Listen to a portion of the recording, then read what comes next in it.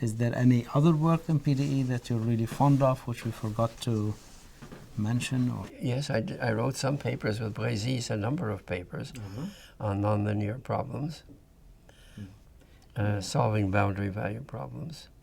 Well, you collaborated with Brézis as well on problems with degree theory that I would like to come to after we talk a little bit about the BMO work with Fritz. Oh, yeah.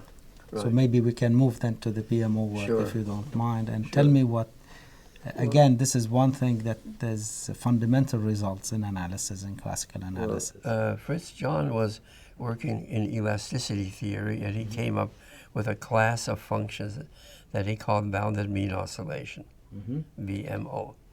And he believed that these functions belong to LP for every P. But he couldn't prove it. So he approached me, and I was able to prove it. And then he improved that. Not only was it an LP for every P, but also it was better. Let me not say technically how it was better. And I think that's an elegant paper, I must say. And it makes use of the Calderon-Zygmunt decomposition theorem. Right.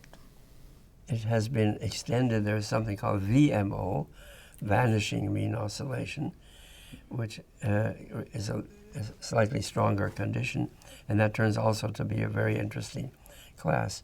If you look at continuous functions and you complete them in the BMO norm, you don't get all of BMO, you get that class called VMO. So it's a very natural class. And Brézis and I extended degree theory of continuous maps from one manifold to another to VMO maps. And we did it not just out of curiosity, but in some applied problem. Two French mathematicians, Boutet de Montvelle and someone else whose name I've forgotten. They were working on some Sobolev space of maps, and they somehow needed degree for that, and they showed that it made sense to talk about degree for that Sobolev space. They were working on functions on the circle which belong to the Sobolev space H1 half. So these are not continuous functions, but nevertheless degree could be defined. Right.